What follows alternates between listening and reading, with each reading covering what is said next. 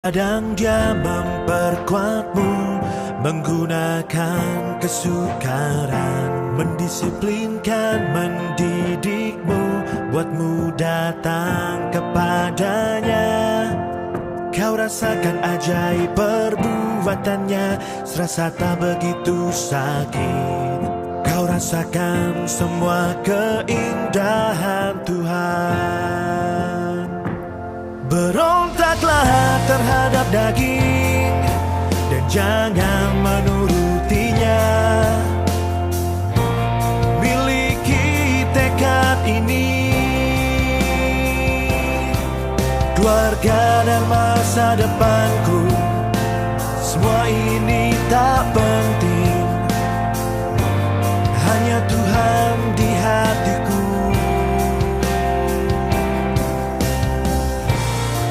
Harus berusaha untuk memuaskannya, bukan memuaskan daging. Shalom saudara yang terkasih di dalam nama Yesus Kristus. Firman Tuhan untuk kita pada hari ini dari Galatia 5 ayat 25. Jikalau kita hidup oleh Roh, baiklah hidup kita juga dipimpin oleh Roh. Rasul Paulus menegaskan ada peperangan antara keinginan daging dan hidup oleh Roh di dalam diri kita. Tetapi kita dipimpin oleh Roh atau dipimpin keinginan daging adalah soal pilihan pribadi. Dengan setiap langkah yang diambil dalam ketergantungan kita kepadanya.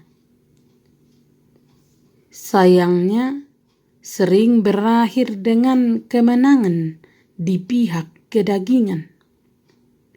Orang yang dikendalikan daging adalah orang yang mengikuti hasrat dan hawa nafsu dosa, serta keinginan-keinginan duniawi yang bersifat merusak, seperti yang dapat kita baca dalam Galatia 5 ayat 19 sampai dengan ayat 21.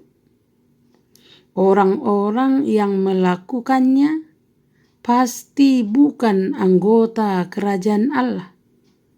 Orang yang hidup dalam kedagingan tidak akan mendapat bagian dalam kerajaan Allah. Tetapi jika kita dipimpin oleh Roh, kita telah memperoleh hak istimewa.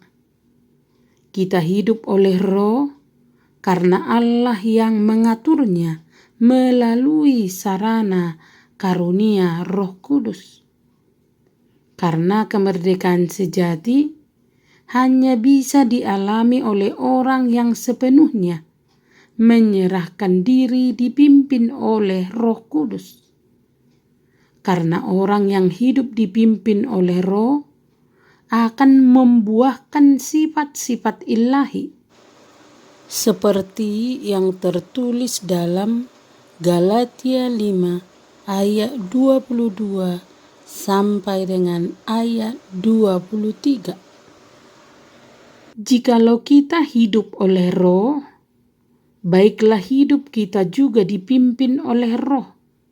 Artinya, jika kita mengaku telah menerima Roh Kristus, atau bahwa kita diperbaharui dalam Roh Kristus, atau bahwa kita diperbaharui dalam roh pikiran kita dan dilengkapi dengan asas hidup rohani.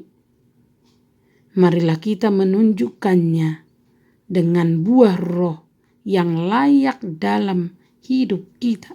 Bagaimanakah kita dapat memiliki kehidupan yang dipimpin oleh Roh? Yaitu dengan menyerahkan diri menjadi milik Kristus.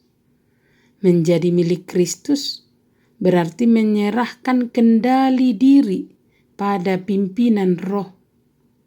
Hal itu berarti kita harus menyangkal diri.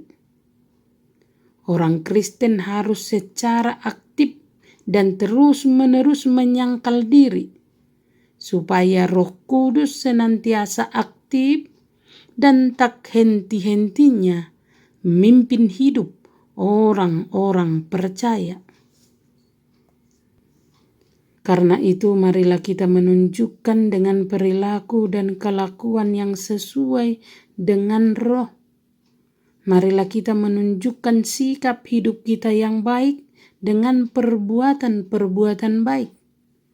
Perilaku kita akan sesuai dengan asas bimbingan yang mengatur kita, yaitu karya Roh. Seperti halnya mereka yang hidup menurut daging, memikirkan hal-hal yang dari daging. Demikian pula mereka yang hidup menurut Roh, memikirkan hal-hal yang dari Roh. Tidak seorang pun dapat berhak untuk mengatur hidupnya, kecuali Dia Tuhan yang adalah pemilik dan penebus hidup kita. Paulus telah menekankan bahwa manusia dimerdekakan oleh Kristus bukan untuk hidup dalam dosa, melainkan untuk saling melayani berdasarkan kasih. Hidup oleh Roh adalah anugerah hidup yang baru dari Roh Kudus. Hidup oleh Roh adalah persyaratan untuk dapat dipimpin oleh Roh. Orang yang hidup oleh Roh akan mengenali suara Roh dan mampu taat pada pimpinan Roh Kudus. Amin.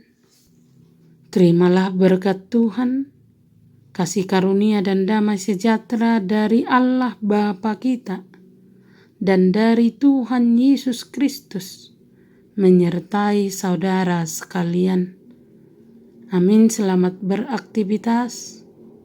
Salam sehat selalu. Tuhan Yesus memberkati. Berontaklah terhadap daging dan jangan menurutinya. Miliki tekad ini, keluarga dan masa depanku, semua ini tak penting, hanya Tuhan di hatiku. Ku harus berusaha untuk memuaskannya, bukan memuaskan daging.